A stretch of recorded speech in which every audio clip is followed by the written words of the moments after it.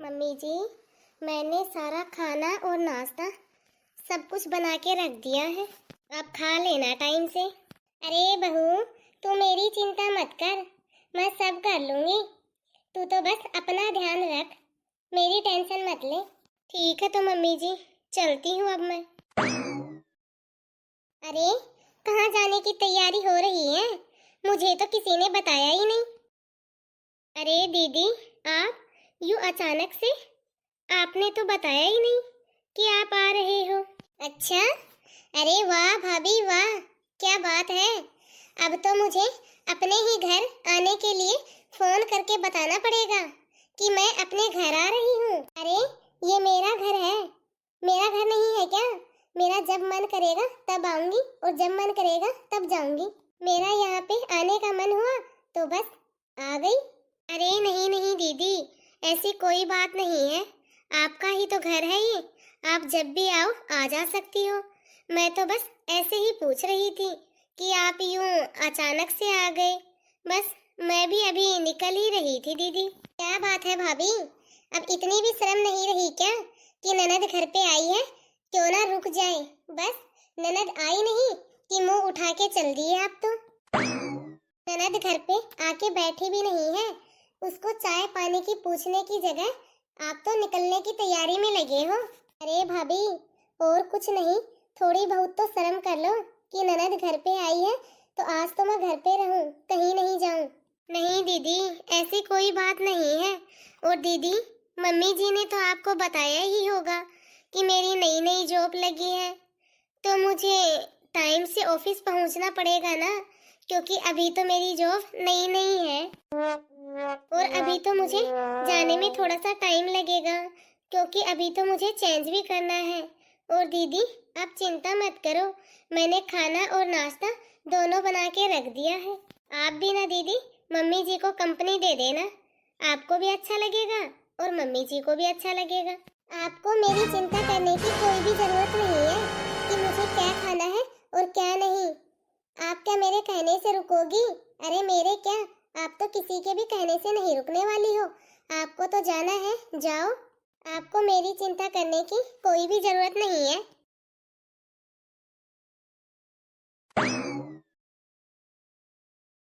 देख रही है माँ, तेरी बहू का घमंड।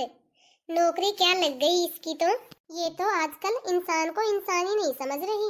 अरे हाँ हाँ बेटा, आजकल मैं सबको देख रही हूँ, तुझे भी देख रही हूँ और तेरी भाभी को भी देख रही हूँ। देख लो माँ, घर में आते ही दिमाग खराब करके रख दिया है तुम्हारी बहू ने।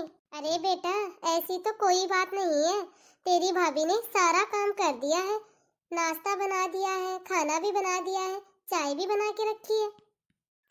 अरे ये तो मुझे चाय दे भी रही थी, लेकिन मैंने ही मना कर दिया इसे पीने के लिए।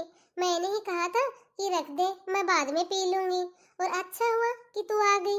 अब दोनों माँ बेटी एक साथ बैठ के मिल के पियेंगे साथ में। अरे बेटा, हमें काम ही क्या है भला, अब आराम से बैठेंगे और चाय पियेंगे। अरे मेरी माँ, तुझ में अकल है कि नहीं? आज के इस जमाने में भी कितनी भोली है तू।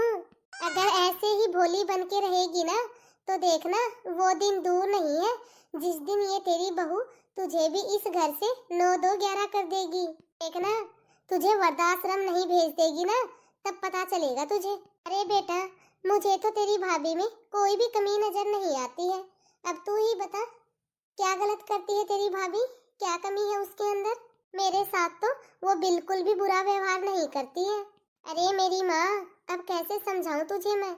अच्छा तो बेटा, तू अब मुझे समझाना छोड़, अब तू ये बता, तू अकेली कैसे आई है? बच्चे क्यों नहीं आए तुम्हारे साथ में? मैं भी मिल लेती बच्चों से, बच्चे भी खेल लेते हमारे साथ में।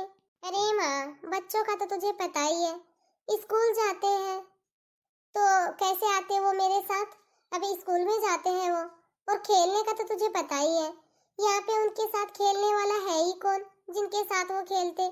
अब वहाँ मेरे ससुराल में तो आसपास के मोहल्ले के सभी बच्चों से उनकी जान पहचान है, सभी के साथ में उनकी अच्छी खासी फ्रेंडशिप है, तो बस उन्हीं के साथ खेलने में मस्त रहते हैं वो तो। और फिर आपको तो पता ही है मम्मी, मेरी सास अकेली रहती है, फिर बच्चों को यहाँ पे ले आती तो वो भी अकेली बैठी बैठी बोर हो जाती। इसीलिए मैंने बच्चों को वहीं पे छोड़ दिया मम्मी। अरे हाँ बेटा, ये तो तूने बिल्कुल सही किया। बड़े बूढ़ों का तो बच्चों के साथ ही मन बहलता है, उन्हीं के साथ टाइम पास होता है उनका तो। और बता बेटा, तेरे ससुराल में सब ठीक है? दामाद जी, तेरे सास ससुर, तेरे देवर ननद? हाँ माँ, ससुराल में भी सब ठीक ही है, जैसे तैसे करके चल रहा है सब कुछ। क्यों बेटा, क्या हुआ? अरे माँ, अब क्या बताऊँ आपको, आपने तो एकदम कंजूस पति ढूंढा है मेरे लिए। एक भी पैसा खर्च नहीं करने देता वो, और ऊपर से पति तो जैसा है तैसा है, सास भी ऐसी है, वो भी कुछ भी नहीं खरीदने देती है। जब भी कभी जरूरत हो तो कुछ मांगो तो इतना ही पैसा देते हैं, इतने की जरूरत होती है, और फिर बाद में एक एक पैसे का हिसाब मांगते हैं वो मुझसे। मैं तो कहती हूँ कि मेरा सारा का सारा ससुराल ही कंजूस है।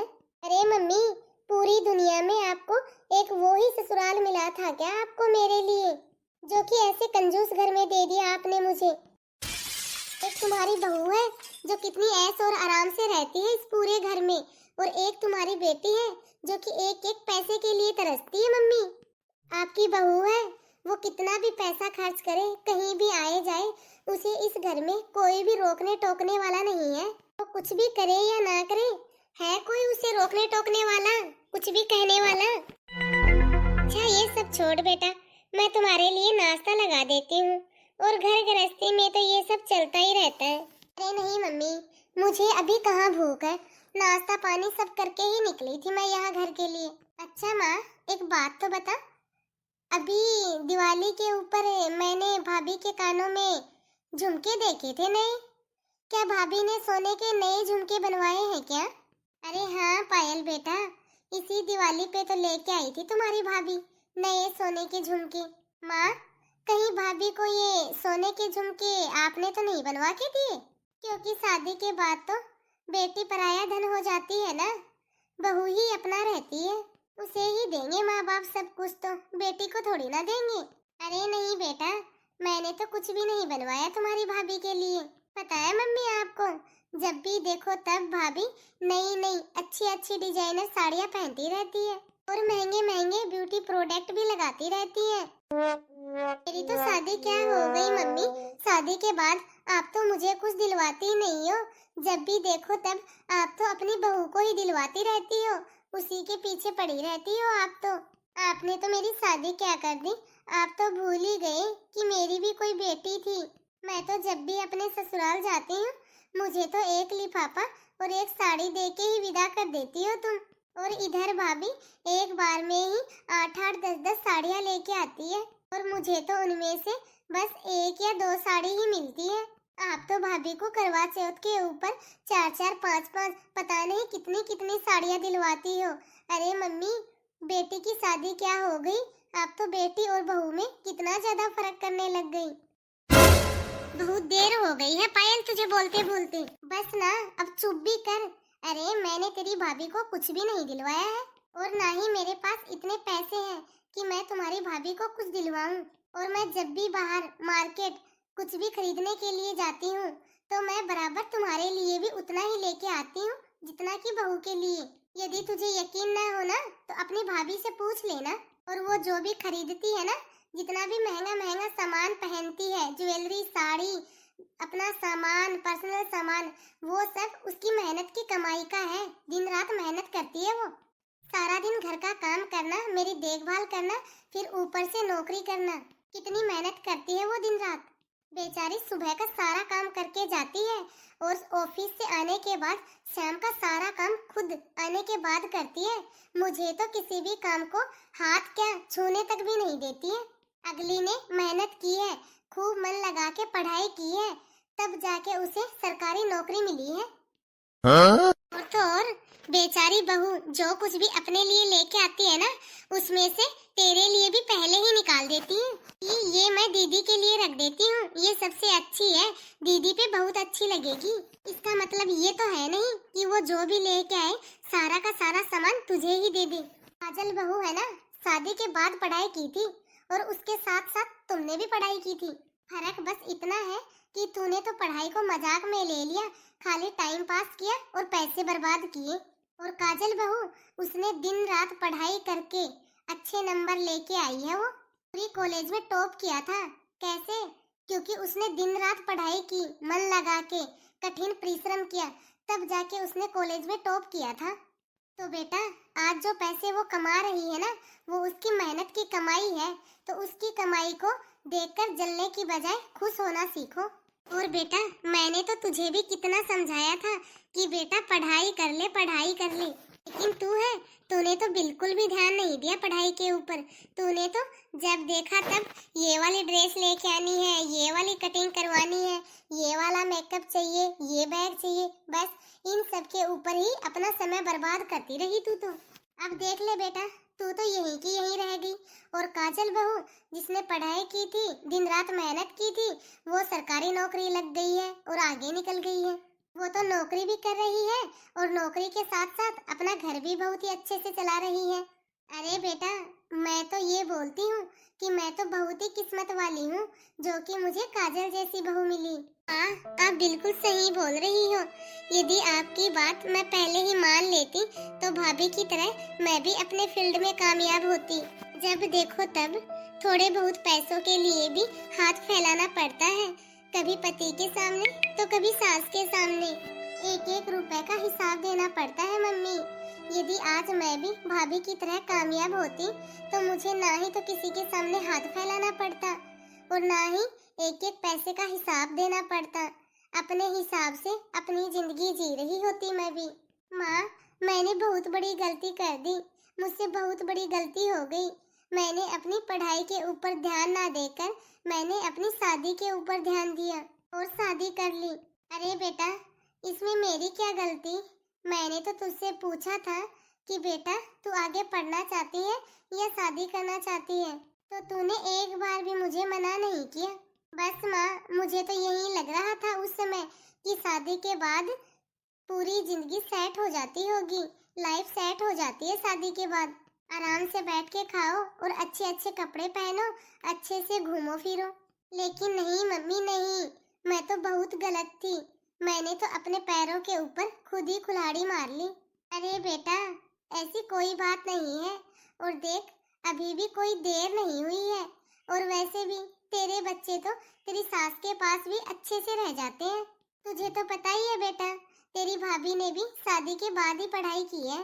तो मेरी बात माने ना बेटा, तो अपनी पढ़ाई फिर से शुरू कर ले। अभी कौन सी देर हो गई, और ना ही अभी तेरी कोई उम्र निकली है पढ़ाई करने की। हाँ मम्मी, ये बात तो आप बिल्कुल सही बोल रही हो। मैं आज ही अपना फॉर्म भर के आती हूँ और एडमिशन लेके आती हूँ। फिर देखना मम्मी, मैं भी भाभी की तरह जॉब करूँगी और भाभी की तरह अपने आप में ही संपन्न रहूँगी। फिर ना ही तो मुझे किसी के सामने हाथ फैलाना पड़ेगा और ना ही किसी को अपने पैसों का हिसाब देना पड़ेगा।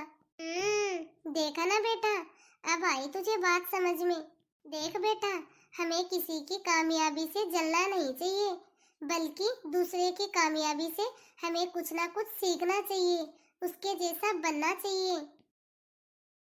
तो हेलो गाइस, कैसी लगी आप सभी को आज की हमारी यह स्टोरी? कमेंट बॉक्स में कमेंट करके अपनी राय जरूर दें और ज़्यादा से ज़्यादा इस वीडियो को लाइक और शेयर करें। यदि आपने अभी तक हमारे इस चैनल को सब्सक्राइब नहीं किया हो तो फटाफट से चैनल को बेल आइकन दबा के सब्सक्राइब करें, ताकि ऐसे ही मज़ेदार वीडियो आप तक पहुंचते रहें। तो धन्यवाद दोस्तों, अब मिलते हैं अगले वीडियो में। तब तक आप इस वीडियो को देखिए और एंजॉय कीजिए।